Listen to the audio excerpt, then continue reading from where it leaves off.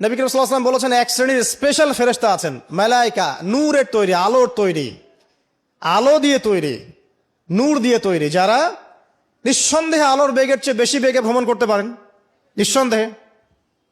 আচ্ছা, তো তারা স্পেশালি এই দরুদগুলোকে সংগ্রহ করেন, দরুদ এবং সালাম এটাকে সংগ্রহ করেন, করে নবী সাল্লাল্লাহু আলাইহি ওয়াসাল্লাম পর্যন্ত পৌঁছে দেন। এরপর আল্লাহ রাব্বুল আলামিন, আল্লাহ সুবহানাহু ওয়া তাআলার ইচ্ছায় নবী করিম সাল্লাল্লাহু আলাইহি ওয়াসাল্লাম এর জবাব দিয়ে থাকেন। একটু চিন্তা করেন যে আপনি মনে করেন আল্লাহ রাসূল সাল্লাল্লাহু আলাইহি ওয়াসাল্লামের দরজায় দাঁড়িয়ে আছেন, কথার কথা মনে করেন যে তিনি জীবিত আছেন, কথার কথা আপনি তার বাড়ি চেনেন, তার বাসায় গেলেন, গিয়ে নক করলেন, গিয়ে নক করে বললেন আসসালামু আলাইকুম। এবার নবী সাল্লাল্লাহু আলাইহি ওয়াসাল্লাম ভিতর থেকে আপনাকে বললেন, কথার কথা ধরে নেন যে ওয়ালাইকুম আসসালাম। এর অর্থ কি? ওয়ালাইকুম আসসালাম অর্থ কি? আপনার উপরেও শান্তি বর্ষিত হোক। আচ্ছা, আবার মনে করেন আপনি বাসার ভিতরে আছেন, আপনার বাসায় নবীজি এসেছেন সাল্লাল্লাহু আলাইহি ওয়াসাল্লাম, কথার কথা।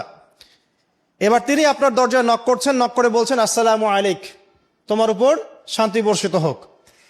তো নবী সাল্লাল্লাহু আলাইহি ওয়াসাল্লামের এই যে দোয়া, তোমার উপরে শান্তি বর্ষিত হোক, এটা যে যত বেশি পাবে তার জীবনটা তত সুন্দর হবে না? অতএব যে ব্যক্তি যত বেশি দরুদ পাঠ করবে, যত বেশি সালাত প্রদান করবে নবী সাল্লাল্লাহু আলাইহি ওয়াসাল্লামকে, ইনশাআল্লাহ তাআলা সে সচ্ছল হবে, টেনশন ফ্রি থাকবে, সুখে শান্তিতে পৃথিবীতে বসবাস করবে ইনশাআল্লাহ। আর সুখ বলতে আমি শুধুমাত্র চাকচিক্য বোঝাচ্ছি না, বাড়ি গাড়ি স্ট্যাটাস বোঝাচ্ছি না। সুখী হওয়ার জন্য টাকা যথেষ্ট না। অনেক সময় দেখবেন কোটিপতি মানুষ সুখী নয়, একজন ভ্যান চালক সুখী। সুখ টাকা দিয়ে কেনা যায়? সুখ বলতে মনের সুখকে বোঝানো হচ্ছে। আল্লাহ পাক আমাদেরকে বোঝার তৌফিক দান করুন। আমি যেটা বলতে চাচ্ছিলাম, জুমার দিনে বেশি থেকে বেশি নবীর উপর দরুদ পাঠ করতে হবে। কোন দরুদ পাঠ করব? একটা সংক্ষিপ্ত দরুদ আছে, পড়তে পারি আল্লাহুম্মা সাল্লি ওয়া সাল্লিম আলা নবিয়িনা মুহাম্মদ, এটা পড়তে পারি। আরেকটা আছে আল্লাহুম্মা সাল্লি আলা মুহাম্মাদিন ওয়া সাল্লিম, এটা সংক্ষিপ্ত। আর যদি আপনার সামনে নবীর নাম উচ্চারণ করা হয় বলবেন সাল্লাল্লাহু আলাইহি ওয়াসাল্লাম। অথবা সবচেয়ে সেরা দরুদ হচ্ছে দরুদ ইব্রাহিম, আল্লাহুম্মা সাল্লি আলা মুহাম্মদ ওয়া আলা আলি মুহাম্মদ কামা সাল্লাইতা আলা ইব্রাহিম ওয়া আলা আলি ইব্রাহিম ইন্নাকা হামিদুম মাজিদ। আল্লাহুম্মা বারিক আলা মুহাম্মদ ওয়া আলা আলি মুহাম্মদ কামা বারাকতা আলা ইব্রাহিম ওয়া আলা আলি ইব্রাহিম ইন্নাকা হামিদুম মাজিদ। এটা প্রথম আমল, জুমার দিনে করবেন। এছাড়া প্রত্যেক দিন সকালে 10 বার এবং সন্ধ্যায় 10 বার করে দরুদ পড়বেন। তাহলে কি হবে?